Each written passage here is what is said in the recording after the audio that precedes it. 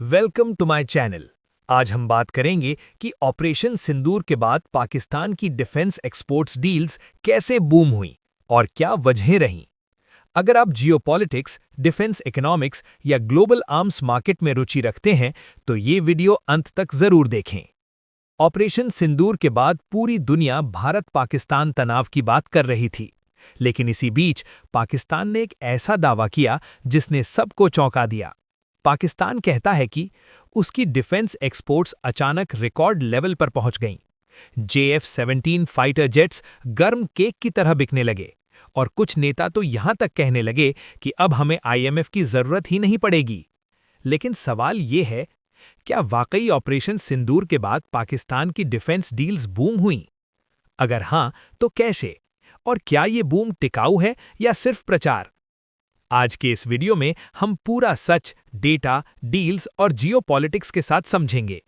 Video अंत तक जरूर देखिए क्योंकि आखिर में मैं बताऊंगा इसका भारत और दुनिया पर क्या असर पड़ेगा।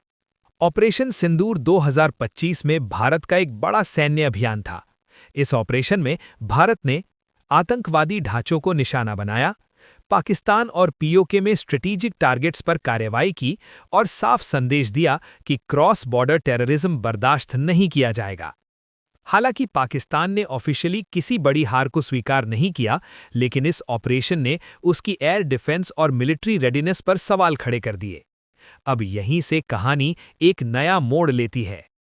ऑपरेशन सिंदूर से पहले भी पाकिस्तान डिफेंस सामान एक्सपोर्ट करता था, लेकिन स्केल बहुत छोटा था। इसमें मुख्य प्रोडक्ट्स हैं JF-17 Thunderjet, trainer aircraft, armed drones, ammunition और स्मॉल आर्म्स। मुख्य रूप से पाकिस्तान के defence export Nigeria, Myanmar, Iraq जैसे डेवलपिंग देशों तक ही सीमित थे, यानी न ग्लोबल ट्रस्ट न बड़ा मार्केट शेयर। ऑपरेशन सिंदूर के कुछ ही महीनों बाद पाकिस्तान ने दावा किया कि उसके डिफेंस एक्सपोर्ट कॉन्ट्रैक्ट्स 8 से 10 बिलियन डॉलर क्रॉस कर चुके हैं। इसमें कई देशों से हुए न्यू ऑर्डर्स और MOUs हैं, जिसमें मेनली इंक्लूड्स हैं फाइटर जेट्स, ड्रोन्स और वेपन्स जिनकी डिमांड में स्पाइक देखने को मिला है। पाकिस्तानी डिफेंस मिनिस्टर्स ने ट्वीट्स किए हैं कि हमारे जेट्स शेल्फ से उड़ रहे हैं। अब सवाल ये उठता है कि ये डील्स कौन सी हैं? पहली डील उनकी अजरबैजान के साथ फाइनलाइज हो चुकी है, जिसमें मेनली JF-17 जेट्स शामिल हैं, जिसमें लगभग 40 JF-17 थंडर जेट्स और जिनकी डील वैल्यू लगभग 4 से 5 बिलियन डॉलर आंकी जा रही है। ये पाकिस्तान की अब तक की सबसे बड़ी एयरक्राफ्ट एक्सपोर्ट डील है।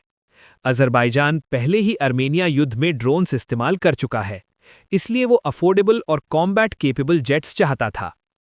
चलिए अब बात करते हैं दूसरी डील के बारे में जो लीबियन आर्मी के साथ हुई। इस डील में इंक्लूड है trainer aircraft, armed drones, ammunition और सपोर्ट सिस्टम्स।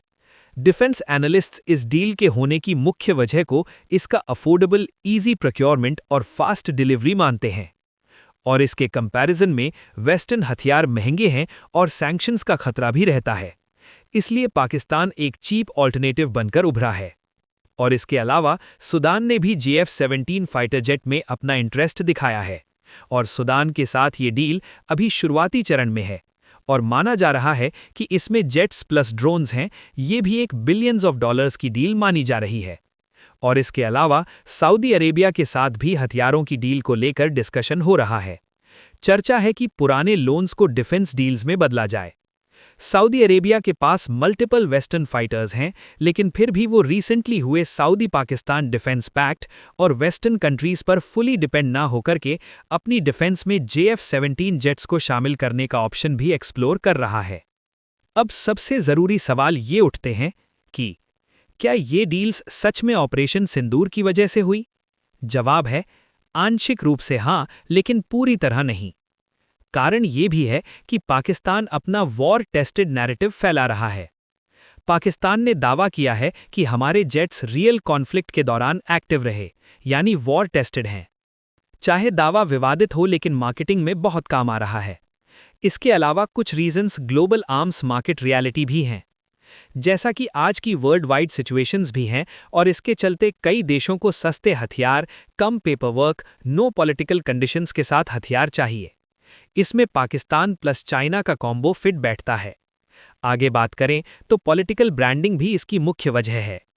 ऑपरेशन सिंदूर के बाद पाकिस्तान ने खुद को रेजिलिएंट मिलिट्री एक्सपोर्टर की तरह पेश किया, डोमेस्टिक क्राइसिस से ध्यान हटाया और इंटरनेशनल बायर्स को कॉन्फिडेंस दिखाने की कोशिश की है।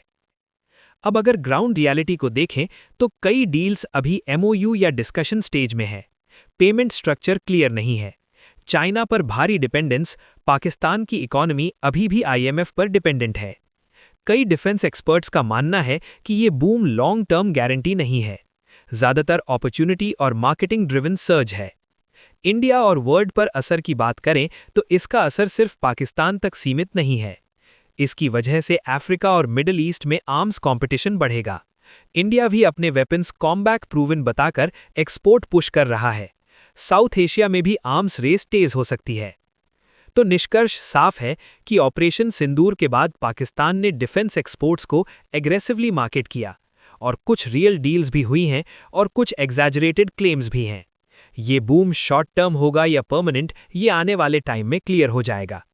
अब सवाल आपसे है, क्या पाकिस्तान सच में डिफेंस एक्सपोर्टर पावर हाउस बन सकता है या ये सिर्फ एक टेम्परेरी फेज है?